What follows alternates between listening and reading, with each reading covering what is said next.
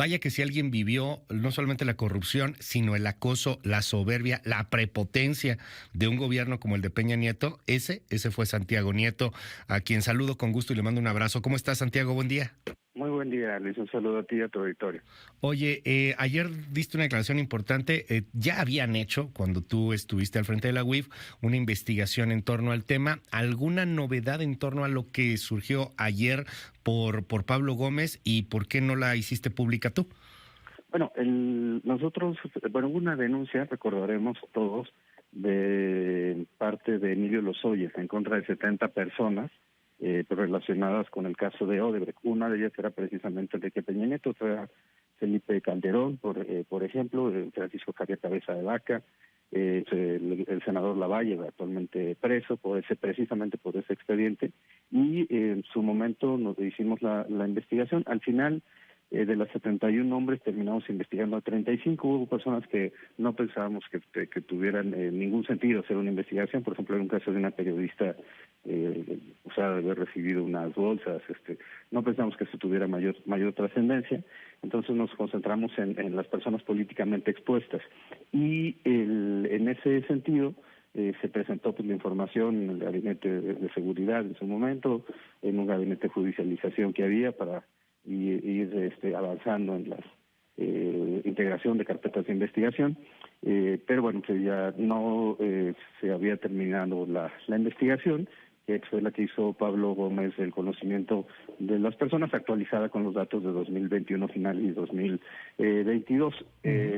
Ahora, yo sí también creo que hay que velar por la presunción de inocencia, que Enrique Peña Nieto debe de poder defenderse ante la carpeta de investigación que tiene la Fiscalía General de la República, pero bueno, sí era una información que se había ya estado trabajando. Okay.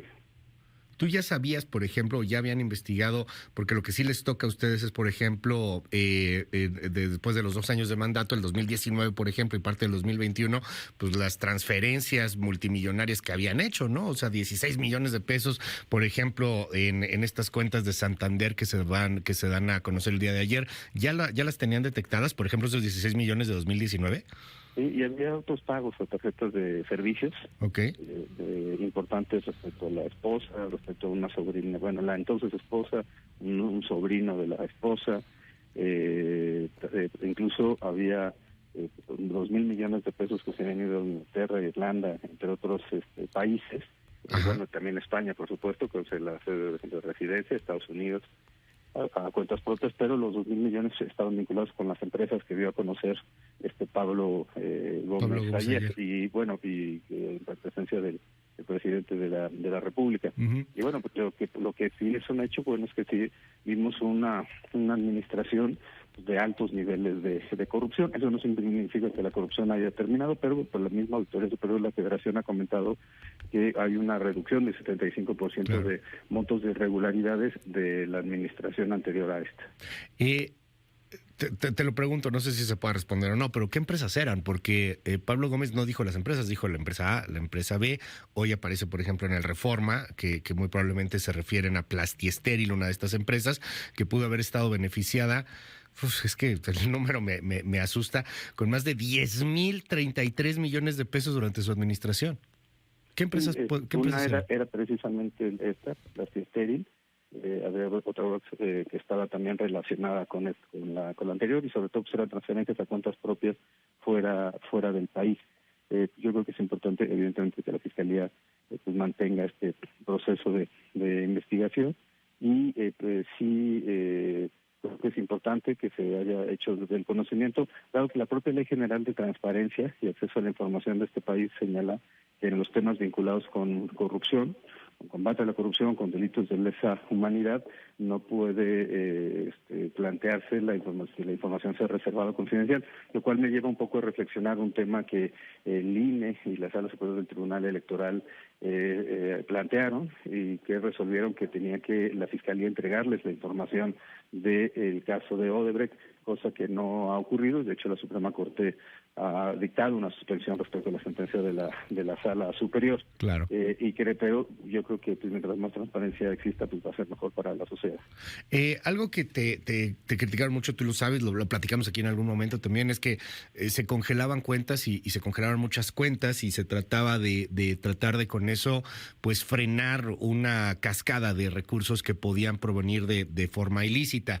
Creo que Pablo Gómez lo hace al revés, o sea, él no quiere congelar, pero yo preguntaría, en este caso en particular, ¿es posible congelar las cuentas de Peña Nieto en Europa, como por ejemplo estos más de 2,000 millones de transferencias que se hicieron en varios países europeos? ¿Se pueden congelar estas cuentas? ¿Se puede hacer algo más allá del discurso mediático y de la narrativa política que estamos viendo?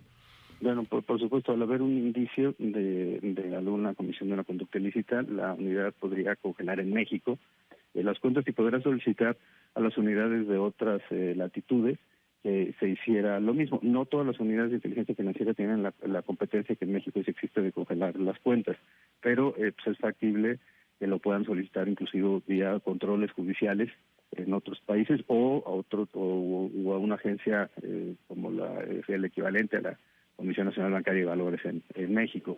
Entonces, es posible. Yo creo que las facultades de una autoridad son para ejercerse. En el caso particular de la administración fueron más de 7.500 millones de pesos que fueron congelados, vinculados básicamente contra la delincuencia organizada, pero también contra personas de la clase política, incluyendo que cabeza de debate, ¿no? Nada más claro. Hay que recordar lo que se está viviendo en ese estado. Me brinca porque, por ejemplo, las empresas que pudieron haberse movido con familiares de Peña Nieto, vendiéndole a instituciones de su administración, los números que son de susto, o sea, más de 10,000 millones de pesos que se movieron durante su administración con este tipo de empresas. ¿Estos delitos prescriben en algún momento, Santiago Nieto? Si es que hay algún delito, digo, no me parece, no sé, es delito que tú mismo te estés comprando siendo el presidente de la República a través de empresas fantasma. Te entiendo que el presidente está en 11 de estas empresas, o sea, su nombre o personas muy cercanas a él aparecen en 11 de estas empresas. ¿Hay delitos y prescriben? Bueno, sí, hay el delito de lavado de dinero, el 410 del Código Penal, establece un plazo de 10 años. La penalidad es de 5 a 15 años de prisión. Es un delito equivalente, por ejemplo, al financiamiento ilícito de las campañas electorales y, por tanto, la prescripción es en 10 años a partir de la comisión de los hechos.